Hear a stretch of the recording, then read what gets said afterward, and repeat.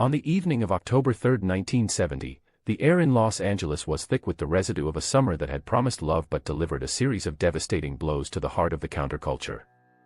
Just 16 days prior, the world had been rocked by the death of Jimi Hendrix in London, a loss that felt like the beginning of the end for the flower power era. In a recording studio at Sunset Sound Recorders, a 27-year-old woman with a voice like sandpaper and velvet was struggling to push through the grief of her friend's passing while finishing what would become her magnum opus, Pearl. Janis Joplin, the Queen of Psychedelic Soul, was at the absolute zenith of her creative powers. She had spent the day laying down the vocal track for Mercedes-Benz, a playful, a cappella satire that captured her raw charisma. As she walked out of the studio that night, she seemed to be a woman who had finally found her footing. She was engaged to be married, she was soberish, and she was leading the Full Tilt Boogie Band with a confidence she had never possessed during her days with Big Brother and the holding company. But as she steered her psychedelic-painted Porsche toward the landmark Motor Hotel, the curse of the 27 Club was already tightening its grip. To understand the tragedy of Janis's final night, one must understand the profound duality of her existence. To her fans, Janis was the ultimate cosmic blues woman, an untamable force of nature who drank Southern comfort on stage and screamed for the collective pain of a generation. She was the woman who had stolen the show at Monterey Pop and Woodstock, a symbol of female liberation in a male-dominated industry. But behind the beaded necklaces and the feathers was a girl from Port Arthur, Texas, who never quite stopped feeling like the ugliest man on campus, a title she had cruelly been given in college. Janis's life was a constant battle between the high-voltage electricity of the stage and the crushing silence of the hotel room. She famously said, "I make love to 25,000 people, then I go home alone." This profound isolation was the shadow that followed her throughout the production of Pearl. By October 1970, Janis was trying to navigate a world that wanted her to be a caricature of a blues shouter while she was desperately trying to become a professional, stable woman. The landmark Motor Hotel, now the Highland Gardens Hotel, was a modest, two-story building that served as a home base for musicians recording in Hollywood. It was a place of transit, a crossroads of the industry where legends often crossed paths in the hallways. On that final night, Janis was staying in room 105. After leaving the studio, she had gone for a drink with members of her band at Barney's Beanery, a legendary West Hollywood haunt. Witnesses noted that Janis was in high spirits, discussing her upcoming marriage to Seth Morgan and her excitement about the progress of the album. There was no dark cloud visible to the naked eye. She had even joked about the death of Hendrix, expressing a sense of relief that she was still standing. But the dark truth of the 27 Club often hides in the moments of victory. For many artists, the downward slope of the adrenaline spike that follows a successful day in the studio is the most dangerous time. The transition from the high of creation to the low of a quiet hotel room is where the demons of addiction wait. Janis Joplin's relationship with heroin was a long and jagged road. She had managed to get clean multiple times, but the pressure of the Pearl sessions and the loneliness of her personal life had led to a relapse. What makes her final night particularly haunting is the purity factor. In the fall of 1970, a batch of exceptionally potent heroin, far stronger than the street average, hit the Los Angeles area. It was hot gear, and Janis was not its only victim. Several other overdoses were reported in the city that same weekend. For Janis, a woman who prided herself on being a pro and who thought she knew her limits, this mechanical error in the supply chain was the curse manifested in chemical form. She wasn't seeking an exit, she was seeking a way to turn off the noise in her head so she could wake up and finish her record the next day. The timeline of Janis Joplin's final hours is a haunting study in the banality of tragedy. After leaving Barney's Beanery around midnight, Janis drove her iconic, hand-painted Porsche back to the landmark Motor Hotel. To any passerby, she was a rock star returning from a successful night of work. To the 27 Club mythology, she was walking into a trap set by her own biology and the environment she inhabited. Upon entering room 105, Janis was alone. This was the recurring theme of her life, the deafening silence that followed the roar of the crowd. It is believed that shortly after entering her room, she prepared a dose of heroin. Forensic analysis later suggested that this particular batch was roughly 40 to 50 pure, nearly 10 times the strength of what was typically sold on the street at the time. Janis, an experienced user who had survived several close calls in San Francisco, was fundamentally unprepared for the lethal potency of what she had just purchased.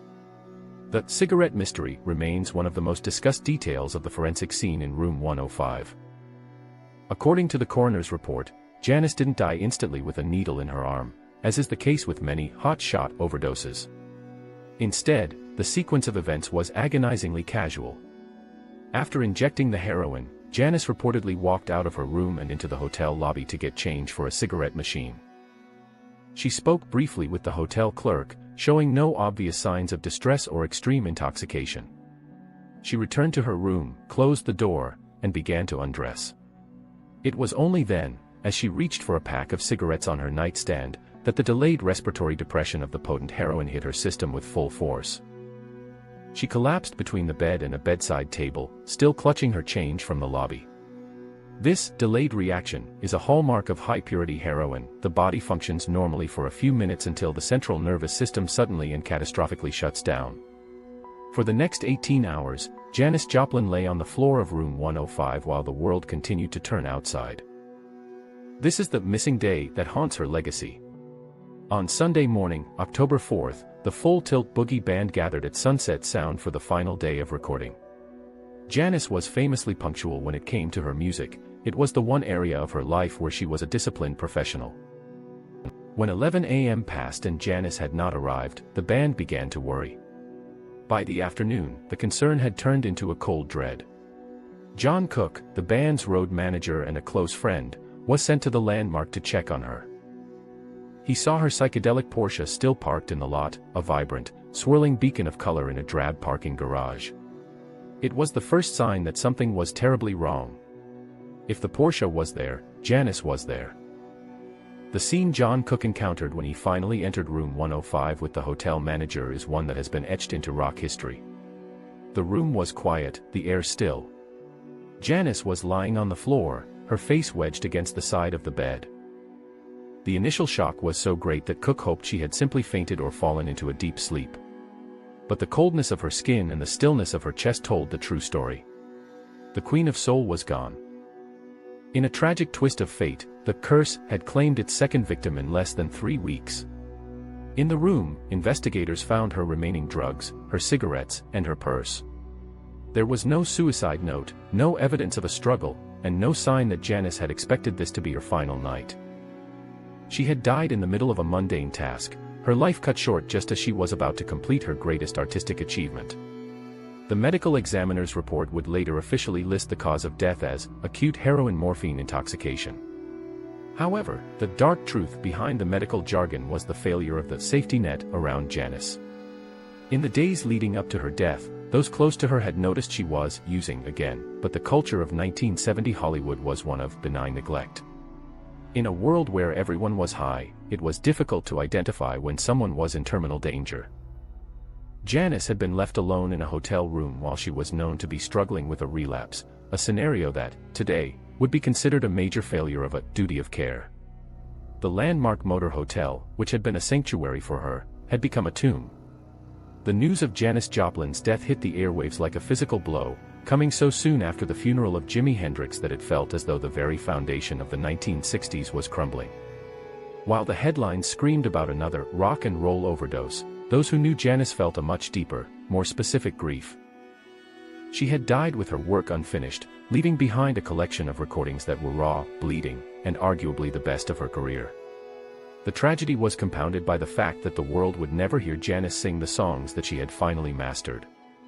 However, the decision made by her producer, Paul Rothchild, and the Full Tilt Boogie Band in the weeks following her death would ensure that Janis's final night was not the end of her story, but the beginning of her immortality.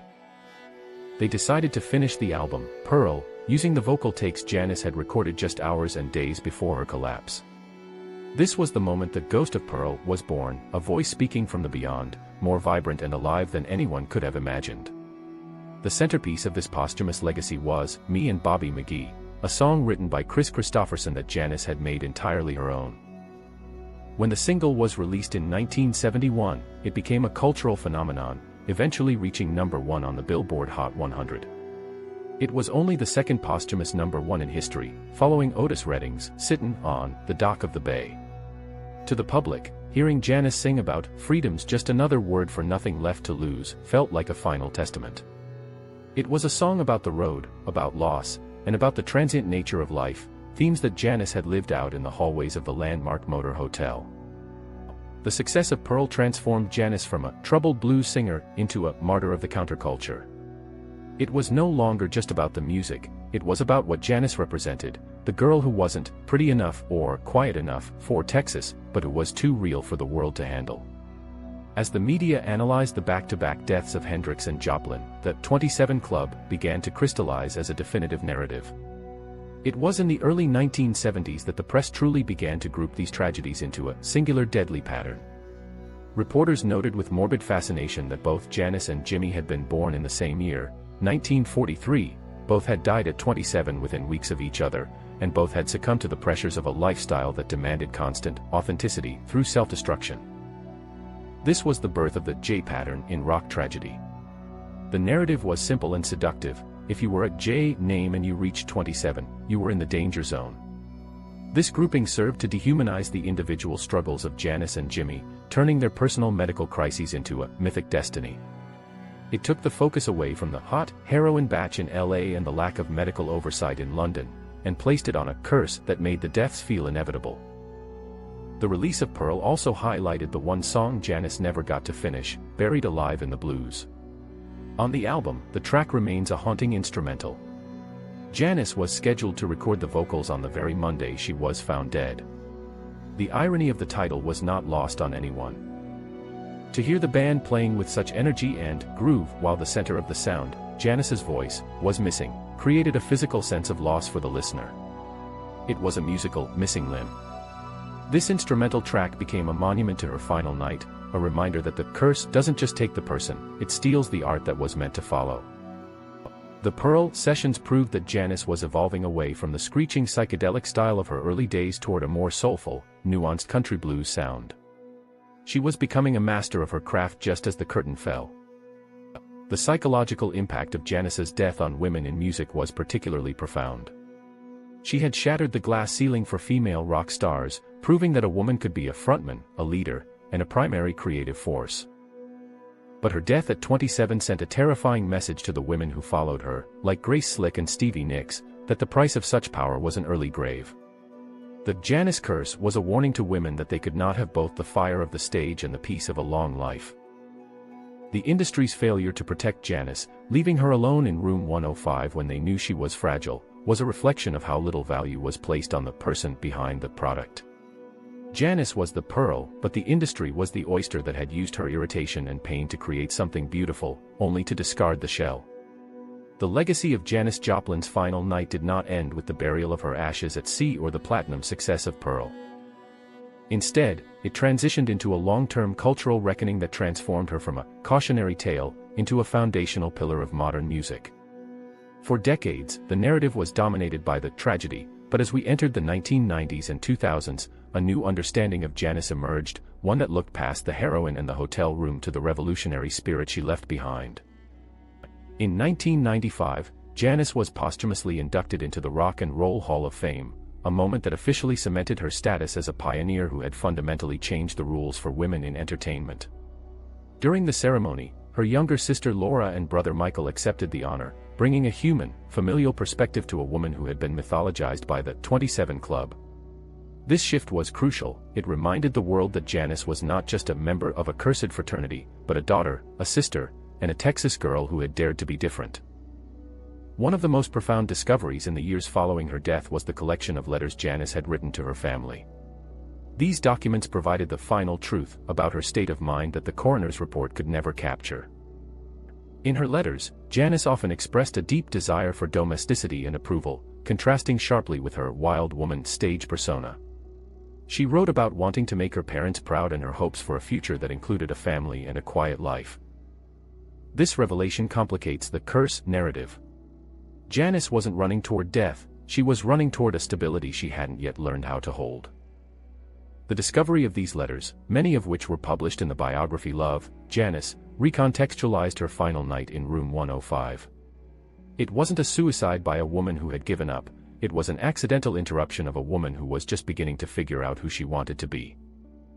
The curse continues, in the sense that Janis Joplin remains the blueprint for every rebel female artist who has followed. From Stevie Nicks and Florence Welch to Pink and Miley Cyrus, the Janis DNA is visible in any performer who chooses raw emotion over polished perfection.